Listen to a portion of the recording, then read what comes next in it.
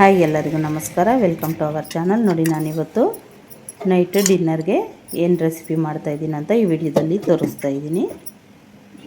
ಇಲ್ಲಿ ನಾನು ಚಪಾತಿ ಮತ್ತು ಬೆಂಡೆಕಾಯಿ ಪಲ್ಯ ಮಾಡ್ತಾಯಿದ್ದೀನಿ. ತುಂಬ ಚೆನ್ನಾಗಿರುತ್ತೆ, ಸಾಫ್ಟಾಗಿ ಚಪಾತಿ.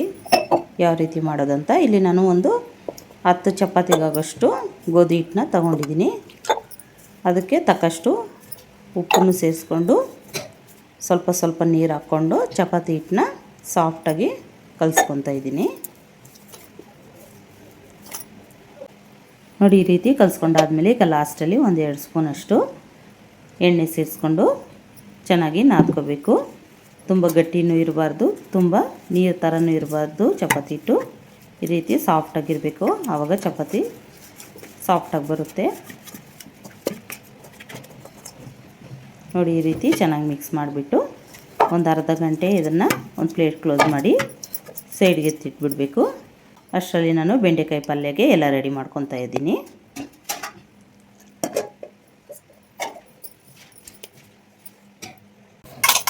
ಇಲ್ಲಿ ನಾನು ಅರ್ಧ ಕೆಜಿಯಷ್ಟು ಬೆಂಡೆಕಾಯಿ ತೊಗೊಂಡಿದ್ದೀನಿ. ಆಲ್ರೆಡಿ ಇದು ಒಂದು ಸರಿ ತೊಳೆದಿದ್ದೀನಿ, ಇನ್ನೂ ಒಂದು ಸರಿ ನೀರಲ್ಲಿ ನೀಟಾಗಿ ತೊಳ್ಕೊತಾ ಇದ್ದೀನಿ.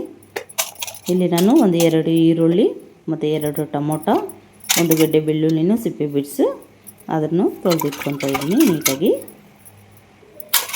ಈಗ ಬೆಂಡೆಕಾಯಿನ ಸಣ್ಣಕ್ಕೆ ಹೆಚ್ಕೊತಾ ಇದ್ದೀನಿ. ಇಲ್ಲಿ ನೋಡಿ, ಬೆಂಡೆಕಾಯಿಗೆ ತೋಕೆ ಮತ್ತು ತಲೆನೂ ಕಟ್ ಮಾಡಿಬಿಟ್ಟು ನೋಡಿ ಸಣ್ಣಕ್ಕೆ ಕಟ್ ಮಾಡ್ಕೋಬೇಕು ಬೆಂಡೆಕಾಯಿನೆಲ್ಲನೂ. ಈ ರೀತಿ ಯಾರೂ ಕಟ್ ಮಾಡೋಕ್ಕೆ ಹೋಗಬೇಡಿ ಪ್ಲೀಸ್, ಯಾಕಂದರೆ ಇದು ಬೆರಳು ಕಟ್ಟಾಗೋ ಚಾನ್ಸಸ್ ಇರುತ್ತೆ. ಈ ರೀತಿ ಕೈಯಲ್ಲಿ ಕಟ್ ಮಾಡೋದ್ರಿಂದ ನನಗೆ ರೂಢಿ ಇದೆ, ಹಂಗಾಗಿ ನಾನು ಯಾವಾಗಲೂ ಹಿಂಗೇ ಕಟ್ ಮಾಡ್ಕೊತೀನಿ. ಈ ರೀತಿ ಎಲ್ಲ ಬೆಂಡೆಕಾಯಿನೂ ಕಟ್ ಮಾಡಿಬಿಟ್ಟು ಇಟ್ಕೋಬೇಕು. ಇಲ್ಲಿ ನಾನು ಅರ್ಧ ಕೆಜಿ ಬೆಂಡೆಕಾಯಿ ತೊಗೊಂಡಿದ್ದೀನಲ್ಲ, ಅದರಲ್ಲಿ ನಾನು ಒಂದು 12 ಬೆಂಡೆಕಾಯಿಯಷ್ಟು ತೆಗೆದಿಡ್ತಾಯಿದ್ದೀನಿ. ಇದು ನಮ್ಮ ಮನೆಯವ್ರಿಗೆ ಒಂದು ಟೈಮ್ಗೆ ಗೊಜ್ಜು ಮಾಡಿಕೊಟ್ಟು ಮತ್ತು ಮುದ್ದೆ ಜೊತೆಗೆ ಚೆನ್ನಾಗಿರುತ್ತೆ ಅಂತ, ಅದು ನೆಕ್ಸ್ಟ್ ವಿಡಿಯೋದಲ್ಲಿ ತೋರಿಸ್ತೀನಿ ನಾನು. ಬೆಂಡೆಕಾಯಿ ಗೊಜ್ಜು ಮುದ್ದೆಗೆ ಹೆಂಗೆ ಮಾಡೋದು ಅಂತ ತುಂಬ ಚೆನ್ನಾಗಿರುತ್ತೆ. ಆ ರೆಸಿಪಿನೂ ಮುಂದೆ ಬರೋ ವಿಡಿಯೋಗಳಲ್ಲಿ ತೋರಿಸ್ತಾ ಇರ್ತೀನಿ. ಇಲ್ಲಿ ನೋಡಿ, ಬೆಂಡೆಕಾಯಿ ಜಿಗುರು ಇರುತ್ತಲ್ಲ, ಅದನ್ನು ಫಸ್ಟ್ ನಾವು ಸ್ಟವ್ ಹಚ್ಕೊಂಡು ಒಂದು ಬಾಣಲಿ ಇಟ್ಟು ಆ ಜಿಗುರೆಲ್ಲ ಹೋಗೋ ಥರ ನಾವು ಹುರ್ಕೋಬೇಕು. ಆಗಲೇ ಈ ಜಿಗುರೆಲ್ಲ ಇರೋದಿಲ್ಲ ಬೆಂಡೆಕಾಯಲ್ಲಿ. ಇಲ್ಲಿ ನೋಡಿ, ನಾನು ಸಣ್ಣಕ್ಕೆ ಈರುಳ್ಳಿ ಮತ್ತು ಟೊಮೊಟೊ ಹಾಗೆ ಬೆಳ್ಳುಳ್ಳಿ ಕಟ್ ಮಾಡಿ ಇಟ್ಕೊತಾ ಇದ್ದೀನಿ. ಅದು ಫ್ರೈ ಆಗೋ ಅಷ್ಟರಲ್ಲಿ ಇದು ಬೆಂಡೆಕಾಯಿ ಹುರಿಯೋದು ಸ್ವಲ್ಪ ಟೈಮ್ ಹಿಡಿಯುತ್ತೆ. ಆ ಜಿಗುರೆಲ್ಲ ಹೋಗೋದಕ್ಕೆ ಒಂದು 15 ನಿಮಿಷ ಆಗೇ ಬಿಡುತ್ತೆ ಫ್ರೈ ಮಾಡ್ಕೊಳ್ಳೋ ಅಷ್ಟರಲ್ಲಿ. ನಾನು ಕಡಲೆ ಬೀಜನೂ ಹುರ್ಕೊತಾ ಇದ್ದೀನಿ. ಇನ್ನೊಂದು ಸೈಡು ಕಡಲೆ ಬೀಜ ಪೌಡ್ರ್ ಹಾಕಿ ಪಲ್ಯ ಮಾಡಿದ್ರೆ ತುಂಬ ಚೆನ್ನಾಗಿರುತ್ತೆ ಚಪಾತಿಗೆ ಮತ್ತು ಅನ್ನ ಸಾಂಬಾರು ರಸಮ್ ಜೊತೆಗೆಲ್ಲ ಸೈಡ್ ಕಾಂಬಿನೇಷನ್ ಆಗಿ ಈ ಪಲ್ಯ ತಿನ್ಬೋದು.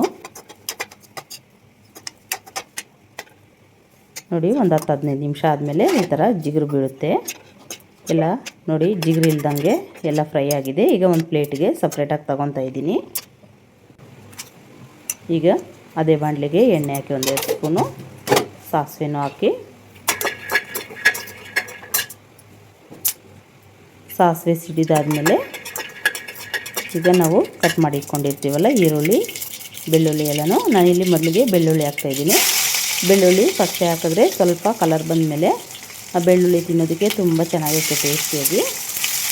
ಹಾಗಾಗಿ ನಾನು ಫಸ್ಟ್ ಬೆಳ್ಳುಳ್ಳಿ ಹಾಕಿ ಆಮೇಲೆ ಈರುಳ್ಳಿ ಮತ್ತು ಕರಿಬೇವನ್ನ ಹಾಕ್ಬಿಟ್ಟು ಫ್ರೈ ಮಾಡ್ತಾಯಿದ್ದೀನಿ.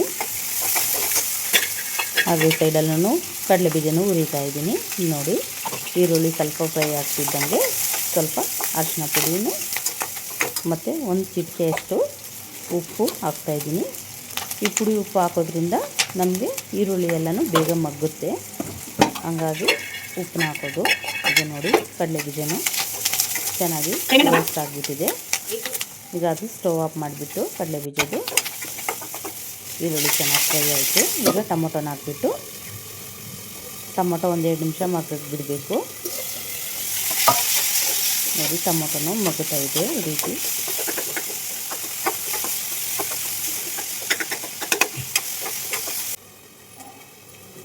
ಪ್ಲೇಟ್ ಕ್ಲೋಸ್ ಮಾಡಿಬಿಟ್ಟೆ. ಇನ್ನೊಂದು 2 ನಿಮಿಷದಲ್ಲಿ ಟೊಮೊಟೊನೂ ಮಗ್ಗುತ್ತೆ. ಇಷ್ಟರಲ್ಲಿ ನಾನು ಈ ಕಡಲೆ ಬೀಜ ಹುರ್ಕೊಂಡಿರ್ತೀವಲ್ಲ ಅದನ್ನು ಮಿಕ್ಸಿಗೆ ಹಾಕ್ಕೊತಾ ಇದ್ದೀನಿ. ಮಿಕ್ಸಿಗೆ ಅಂದರೆ ನಾವು ಪೇಸ್ಟ್ ಥರ ಮಾಡ್ಕೊಬಾರ್ದು, ಸ್ವಲ್ಪ ತರಿಯಾಗಿ ಇರಬೇಕು ಕಡಲೆ ಬೀಜ, ಹಾಗೇ ಚೆನ್ನಾಗಿರೋದು. ಈಗ ನೋಡಿ ಟೊಮೊಟೊ ಎಲ್ಲನೂ ಮಗ್ಗಿದೆ. ಈಗ ನಾವು ಬೆಂಡೆಕಾಯಿ ಹುರಿದಿಟ್ಕೊಂಡಿದ್ವಲ್ಲ ಅದನ್ನು ಸೇರಿಸ್ಬಿಟ್ಟು ಚೆನ್ನಾಗಿ ಮಿಕ್ಸ್ ಮಾಡ್ತಾಯಿದ್ದೀನಿ. ಪ್ಲೇಟ್ ಕ್ಲೋಸ್ ಮಾಡಿಬಿಟ್ಟು ಇನ್ನೊಂದು 2 ನಿಮಿಷ ಮಗ್ಗಕ್ಕೆ ಬಿಟ್ಟಿದ್ದೀನಿ ಬೆಂಡೆಕಾಯಿನ.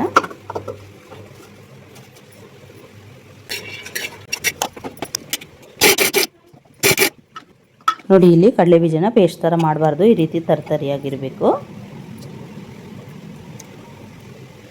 ಈಗ ನೋಡಿ ಚೆನ್ನಾಗಿ ಮಗ್ಗಿದೆ ಬೆಂಡೆಕಾಯಿ ಎಲ್ಲನೂ. ಬೆಂಡೆಕಾಯಿ ಎಲ್ಲ ಬೇಗ ಮಗ್ಗಿಬಿಡುತ್ತೆ. ನೋಡಿ ಈಗ ಸ್ವಲ್ಪ ಖಾರ, ನಮಗೆ ಎಷ್ಟು ಖಾರ ತಿಂತೀವೋ ನಾವು ಅಷ್ಟು ಖಾರ. ಉಪ್ಪು ನಾವು ಆಗಲೇ ಸ್ವಲ್ಪ ಹಾಕಿದ್ದೀವಲ್ಲ ಈರುಳ್ಳಿಗೆ, ಹಾಗಾಗಿ ಇವಾಗ ಸ್ವಲ್ಪ ನೋಡ್ಕೊಂಡು ಹಾಕ್ಕೋಬೇಕು. ಇಲ್ಲಿ ಒಂದು ಅರ್ಧ ಸ್ಪೂನಷ್ಟು ಧನಿಯಾ ಪುಡಿನೂ ಸೇರಿಸ್ತಾ ಇದ್ದೀನಿ.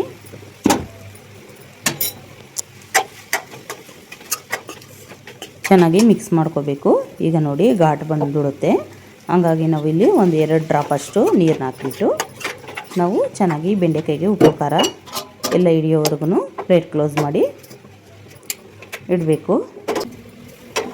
ಇಲ್ಲಿ ಸೈಡಲ್ಲಿ ನಾನು ಸಿಮ್ಮಲ್ಲಿ ಇಟ್ಬಿಟ್ಟು ಬೆಂಡೆಕಾಯಿನ ಫ್ರೈ ಮಾಡ್ತಾಯಿದ್ದೀನಿ. ಇನ್ನೊಂದು ಕಡೆ ನಾನು ಇಲ್ಲಿ ಚಪಾತಿಗೆ ರೆಡಿ ಮಾಡ್ತಾಯಿದ್ದೀನಿ. ಈಗ ನೋಡಿ ಕಡಲೆ ಬೀಜ ಪೌಡ್ರನ್ನೂ ಸೇರಿಸ್ಬಿಟ್ಟು ಮಿಕ್ಸ್ ಮಾಡಿಬಿಟ್ಟು ನಮಗೆ ಬೆಂಡೆಕಾಯಿ ಪಲ್ಯ ರೆಡಿ ಆಗುತ್ತೆ. ಈ ರೀತಿ ಸಿಂಪಲ್ಲಾಗಿ ಮಾಡ್ಕೋಬೋದು. ನೋಡಿ ಆ ಕಡೆ ಕಾಣಿಸ್ತಾ ಇಲ್ಲ ಅಂದ್ಬಿಟ್ಟು ಮತ್ತು ಈ ಕಡೆಗೇ ಶಿಫ್ಟ್ ಮಾಡಿಕೊಂಡೆ ನಾನು. ನೋಡಿ ರೆಡಿ ಆಗಿಬಿಟ್ಟಿದೆ ಬೆಂಡೆಕಾಯಿ ಪಲ್ಯ. ಈಗ ಚಪಾತಿ ಮಾಡೋಕ್ಕೆ ಎಲ್ಲ ನಾನು ರೆಡಿ ಮಾಡ್ತಾಯಿದ್ದೀನಿ. ಸ್ಟವ್ ಮೇಲೆ ಹಾಗೆ ಹೆಂಚಿಟ್ಬಿಟ್ಟು ಈಗ ಚಪಾತಿ ಮಣೆ, ಚಪಾತಿ ಕೋಲು ಮತ್ತು ಎಣ್ಣೆ,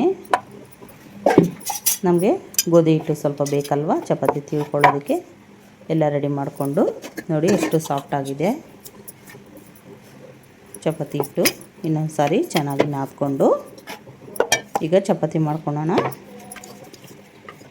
ನೋಡಿ ಚಪಾತಿ ಹಿಟ್ಟನ್ನ ಸ್ವಲ್ಪ ಉಂಡೆ ಥರ ಮಾಡಿಕೊಂಡು ಚೆನ್ನಾಗಿ ಅದನ್ನು ನಾದ್ಕೊಂಡು ಸ್ವಲ್ಪ ಗೋಧಿ ಹಿಟ್ಟನ್ನ ಹಾಕ್ಕೊಂಡು ಫಸ್ಟು ಚಪಾತಿ ತಿಳ್ಕೊಬೇಕು. ಈ ರೀತಿ ಒಂದು ಸ್ವಲ್ಪ ಅಗಲ ಆದಮೇಲೆ ಈಗ ಅದ್ರ ಮೇಲೆ ಎಣ್ಣೆ ಹಾಕ್ಬಿಟ್ಟು ನಾನಿಲ್ಲಿ ಫೋಲ್ಡಿಂಗ್ ಮಾಡಿ ಚಪಾತಿನ ಮಾಡ್ತಾಯಿದ್ದೀನಿ. ಈ ರೀತಿ ಫೋಲ್ಡ್ ಮಾಡೋದ್ರಿಂದ ಲೇಯರ್ ಆಗಿ ಚಪಾತಿ ತುಂಬ ಸಾಫ್ಟಾಗಿ ಬರುತ್ತೆ. ನೋಡಿ ನಮ್ಗೆ ಎಷ್ಟಾಗಲ ಬೇಕೋ ಅಷ್ಟಾಗಲ ಚೆನ್ನಾಗಿ ತಿಳ್ಕೊಬೇಕು ಚಪಾತಿನ. ಈ ರೀತಿ ನೋಡಿ ಅದ್ರ ಮೇಲೆ ಇರುತ್ತಲ್ಲ ಗೋಧಿ ಹಿಟ್ಟು, ಅದನ್ನೆಲ್ಲ ಉದುರಿಸ್ಬಿಟ್ಟು ಈಗ ಹೆಂಚು ಕಾದಿದೆ. ಈಗ ಹೆಂಚು ಮೇಲೆ ಹಾಕ್ಬಿಟ್ಟು ನಾವು 2 ಸೈಡು ನೀಟಾಗಿ ಸುಟ್ಕೋಬೇಕು. ನಾನು ಇನ್ನೊಂದು ಚಪಾತಿಗೂ ಹಾಗೆ ರೆಡಿ ಮಾಡ್ತಾಯಿದ್ದೀನಿ. ಈ ರೀತಿ ಫೋಲ್ಡ್ ಮಾಡ್ಕೊಂಡು ಮಾಡೋದ್ರಿಂದ ತುಂಬ ಸಾಫ್ಟಾಗಿರುತ್ತೆ ಚಪಾತಿ. ಒಂದು ಕಡೆ ಸ್ವಲ್ಪ ಬೆಂದಿತ್ತು ಚಪಾತಿ, ಈಗ ಉಲ್ಟಾ ಮಾಡಿಬಿಟ್ಟು ಇನ್ನೊಂದು ಸೈಡನ್ನು ಸ್ವಲ್ಪ ಸುಟ್ಬಿಟ್ಟು ಆಮೇಲೆ ಎಣ್ಣೆ ಹಾಕಬೇಕು. ನೋಡಿ ಆಗಿದೆಯಲ್ಲ. ಈಗ 2 ಕಡೆ ಸ್ವಲ್ಪ ಸುಟ್ಟಿದಾದಮೇಲೆ ಎಣ್ಣೆ ಹಾಕ್ಬಿಟ್ಟು ನಾವು 2 ಸೈಡನ್ನು ಚೆನ್ನಾಗಿ ಸುಟ್ಕೋಬೇಕು. ನೋಡಿ ಈ ರೀತಿ ಮಾಡೋದ್ರಿಂದ ತುಂಬ ಸಾಫ್ಟಾಗಿರುತ್ತೆ ಚಪಾತಿ. 2 ಸೈಡು ಉಲ್ಟಾ ಮಾಡಿಕೊಂಡು ಚೆನ್ನಾಗಿ ಸುಟ್ಕೋಬೇಕು. ನೋಡಿ ಪಲ್ಯನೂ ರೆಡಿ ಆಗಿಬಿಟ್ಟಿದೆಯಲ್ಲ. ಈಗ ನಾನು ಪ್ಲೇಟಿಗೆ ಹಾಕ್ಕೊತಾ ಇದ್ದೀನಿ. ಇಲ್ಲಿ ನಾನು ಪ್ಲೇಟು ಹುಡುಕಿ ಅಷ್ಟರಲ್ಲಿ ಸ್ವಲ್ಪ ಜಾಸ್ತಿ ರೋಸ್ಟ್ ಆಗಿಬಿಡ್ತು ಚಪಾತಿ, ಆಗಲೂ ಚೆನ್ನಾಗೇ ಇತ್ತು. ನೋಡಿ ಇನ್ನೊಂದು ಚೆನ್ನಾಗಿ ಸುಡ್ತಾಯಿದ್ದೀನಿ.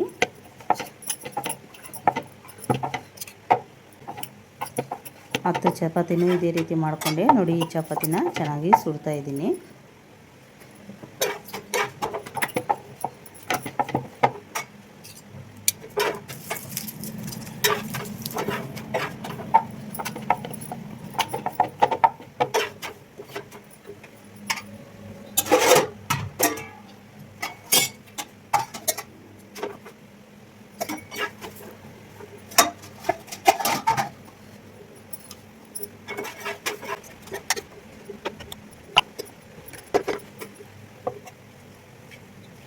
ನೋಡಿ ಪಲ್ಯನೂ ಚೆನ್ನಾಗಿ ರೆಡಿಯಾಗಿದೆ.